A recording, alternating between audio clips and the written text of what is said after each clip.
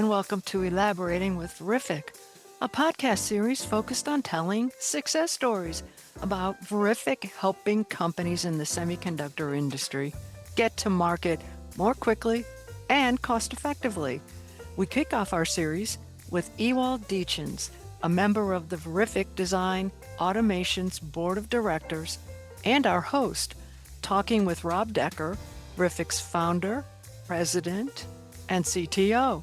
In today's episode, Ewald asks Rob about founding Verific. It's 80,000 end users since 1999 when it was founded, building momentum, acquisitions, and getting the bugs out. Listen in to hear more. Hey, Rob. So Verific recently celebrated its 27th year in business. So congratulations. And how did you ever get started on this venture? Well, yeah, it's good to be here, Ewald. Thank you. And about 35 years ago, how this all got started was that you hired me into one of the first synthesis companies that actually was around back in the early 90s. You started Exemplar Logic, and Exemplar was making logic synthesis tools for FPGA, specifically for Xilinx originally, but then later for other FPGAs around. And you hired me to build the language front end for that tool. That would be the VHDL parser at that time. VHDL was very, very new. I think Verilog wasn't even officially standardized yet, but we started with VHDL. And so you had me implement a language reference manual, basically the language definition of VHDL as a hardware description language for the FPGA synthesis tool that Exemplar made. And I was implementing that, and I was thinking to myself, I am sitting here implementing a language front end, a parser and elaborator that has to comply with the rules that are written down in this elaborate language reference manual. And surely for every other synthesis tool around on the planet, somebody else like me is sitting there implementing the very same language front end for their tool. So I was thinking, why don't we do this for a wider public? And this is where the idea came to start a company that can actually provide a language front end for hardware description language front end for EDA tools, and make it a really nice one, a standard language front end that can be plugged into every EDA tool around so that we all comply with the same standard. That would be a big reduction in cost, and it would also standardize sort of what is acceptable from a synthesis point of view. So that's where the idea started, and it took me a little while because I really had to get up to speed on building a good parser, and I have to thank you very much for giving me the opportunity to actually do that at Exemplar. So that's kind of where it came from. It was your company that started this all. Well, in those days, did you think of yourself as a founder or being the president of the company? Yeah, well, not really. I just thought it would be a good idea to kind of take this language front end and make it available for more companies around the world. And I didn't really think of it as a company. And, specifically, a company is not a company unless people join your effort. And so I actually think that the people are what make the company. So when I'm sitting there by myself, I'm not really making a company. It really becomes a company, and it really starts to develop some momentum the moment you hire the people that believe in the same vision and are willing to put their effort in there. And from that moment on, it sort of goes its own way. The moment that people start to like the work that they're doing, it makes a difference, uh, and they join, then it becomes a company. And whether I am the president or the janitor, it doesn't really matter, but I'm part of the effort, and I'm very proud and honored that so many people have joined Verific. It's still a nice small company, but it's still people have come together and shared vision and built the company that Verific is today. So when did you really start seeing momentum from Verific? Yeah, that actually did start um, the moment as it became a real company. Early on, it was just me and Loris Nooikom who actually did most of the sort of foundation work and setting up the basic bug tracking system and like support issues and quality assurance and test generation and so on. But it wasn't until we actually started getting other people involved, like Michiel Lichthart, my good friend from long, long ago, who joined and took over some of the business aspects of the work. And Abhijit Chakrabarti, who was the founder of a company called Electra Design Automation in India that I worked with for a very long time. And I asked him if he could join because his technical team is outstanding. And when that team joined, and then Rick Carlson joined to work on the sales and marketing front, then it became really a company. And that also, with that came the momentum that we have developed. And since then, we have closed many, many sales and developed a quality product with a support team outstanding. People like Wad Din, who has been with us for more than 20 years as well. So that's when that's the moment the people started to come together. That's when the momentum started happening. Speaking of bringing in people, you acquired Invionics in 2018. Why did you, how did that happen now? Why did you do that? Yeah, Invionics was actually a very interesting company. They had a platform where you could develop your own tools on. The interest, so kind of similar to what Verific does, but they did it with a Python interface. And actually, Invionics itself was a Verific customer early on. So they use the Verific as a parser, and then they put a Python shell on top of that. And with that, you could build tools, and you could build them in Python. And that's interesting because not all not all developers are familiar with C++ or are fluent in C++. So having a Python interface opens up sort of a new market. So they stepped into that, but they were not very successful on the sales front. They built some tools themselves with it and then spun out a company. But the core project was never really successful because it wasn't very well known. And we thought it was an excellent addition to the platform that Verific already offers for the industry. Because we had worked on a Python interface, but didn't really sort of achieve the abstraction level necessary for people to build tools easily. And that's where Invio came in.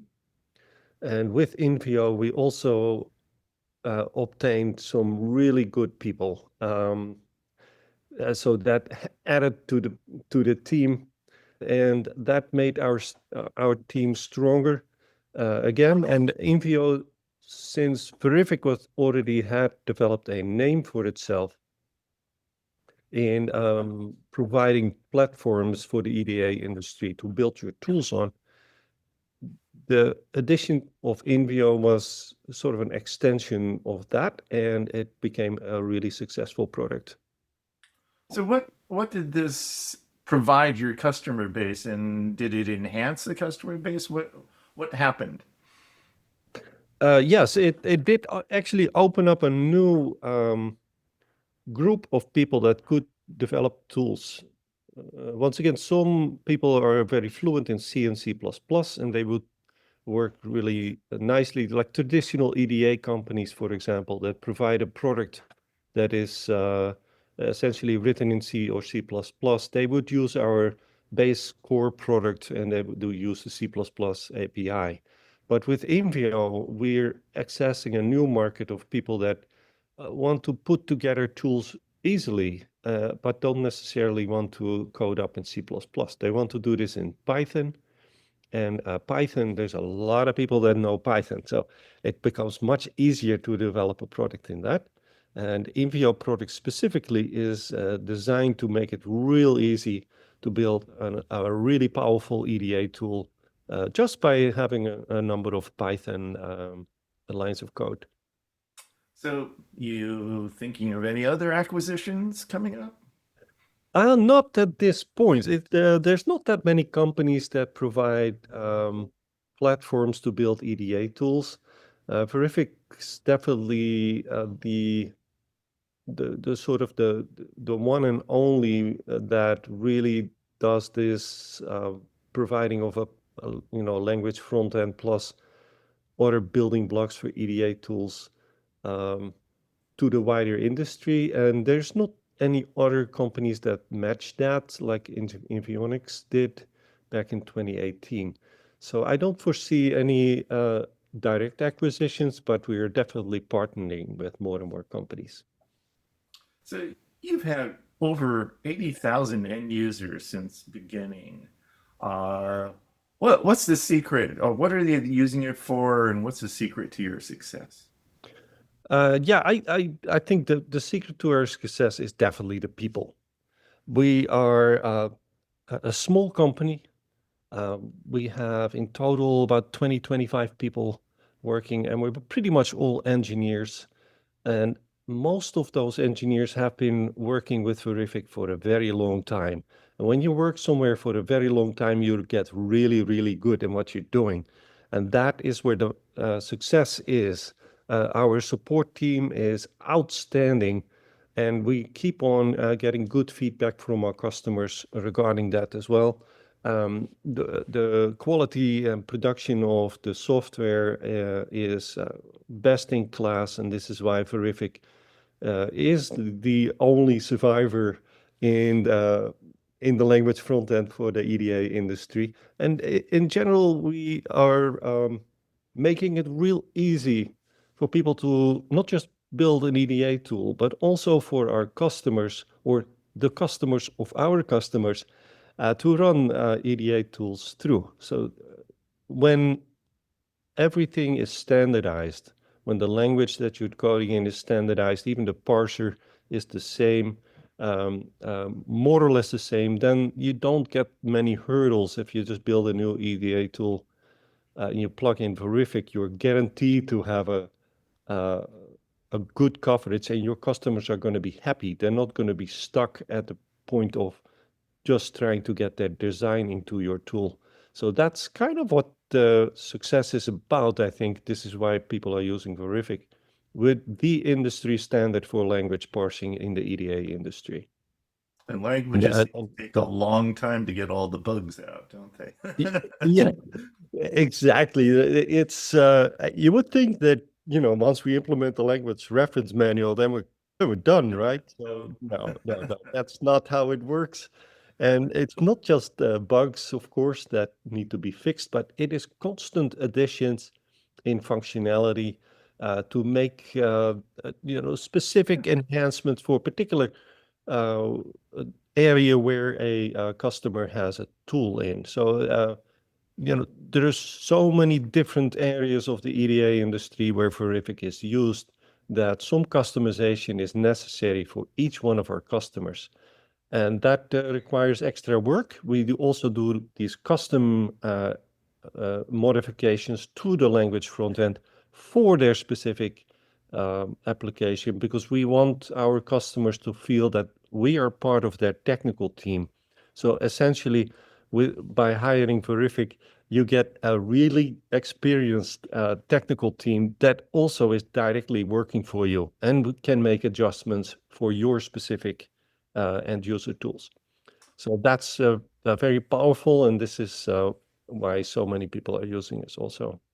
So now, what's the latest and greatest? What have you added just recently? Yes. So, well, we haven't even touched on uh, basically AI and what kind of an impact that has had on Verific so far, and what I foresee in the future. So I think, so first of all, we've done a lot of work with AI, just trying to make ourselves uh, more productive. So our engineers are using AI mostly to make their own life easier and to produce better code, quicker code, get through hurdles quicker. And we're seeing great work there. But then we also have a new line of products coming out where we built an AI assistant, basically an agent for our tools. And the first one that rolled out is the Invio AI. It's invio-ai.verific.com.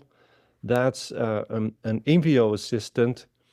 Basically a ChatGPT sort of environment, but that particular one knows exactly how Invio behaves. So it can generate Invio scripts based on your human language interface. And we think this is a really great way to use AI.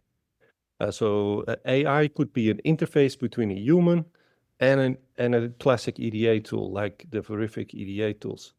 The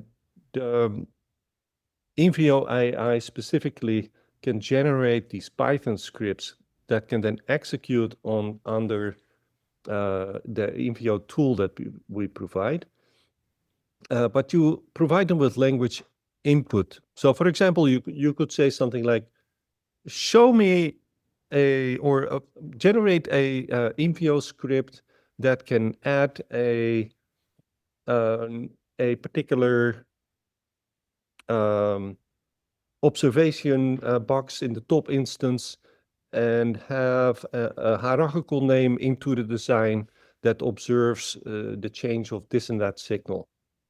So the Invio script will then, the AI will then generate that script, and you can then execute that on Invio, and it will actually make that modification. And I think that's a very powerful method. That's also, I think, the way to go of using AI in combination with classic EDA tools, because there's this uh, the best of both worlds. With AI, you can have a great human interface, and with classic EDA tools, you can have really good results, and they're also extremely fast, and they're 100% correct. So the power of classic EDA tools, specifically the ones built with Verific, would be fast and correct, whereas an AI would be the perfect interface to a human. So I think that combination is very powerful.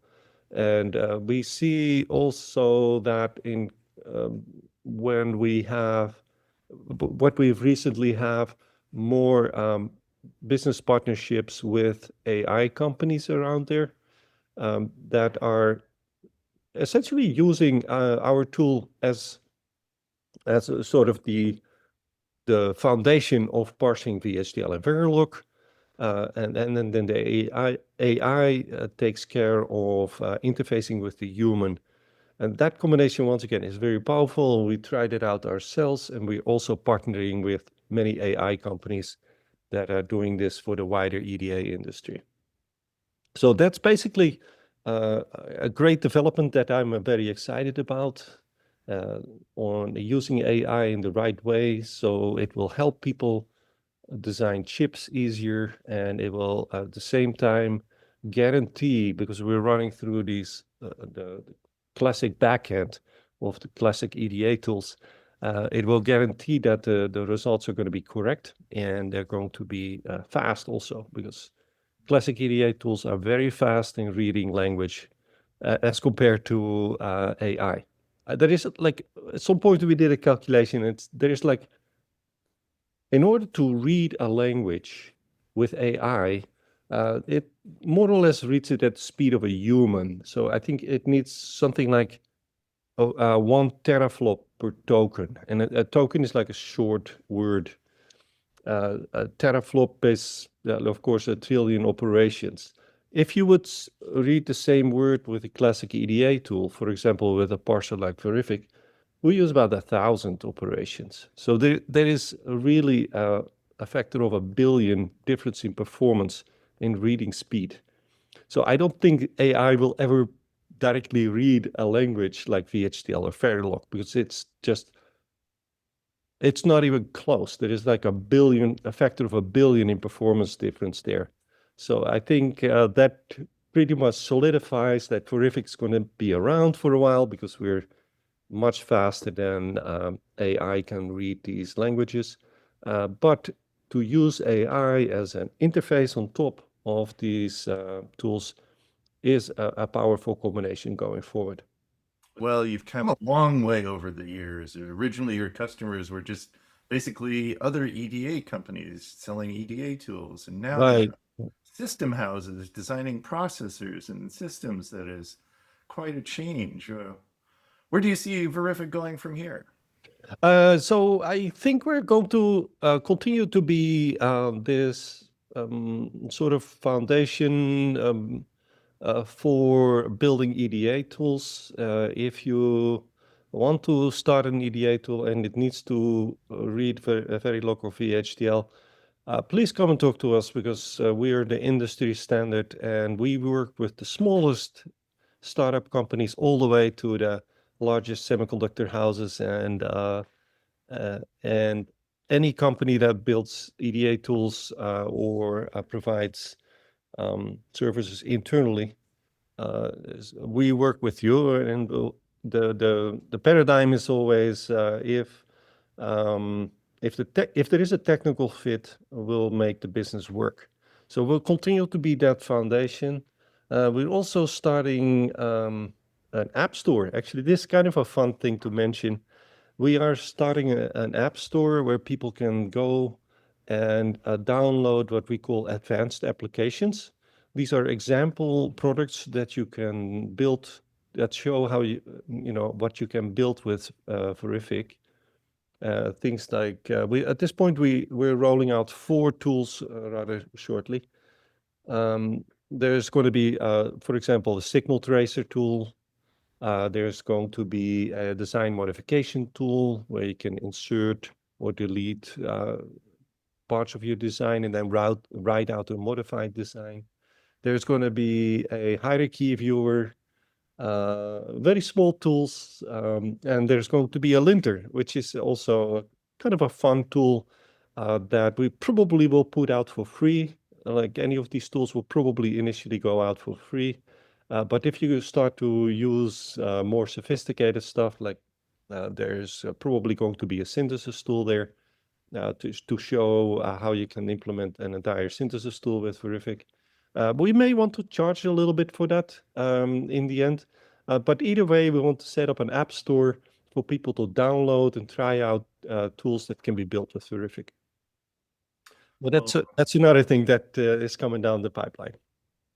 Well, Rob, it's been a pleasure, and it's always fun working with you. So keep it up. Well, thank you so much, Ewald. You've been part of this company as well for so long, and since the seeds of Verific really, go all the way back to Exemplar. I want to thank you very much for helping this company get to the point where it is right now.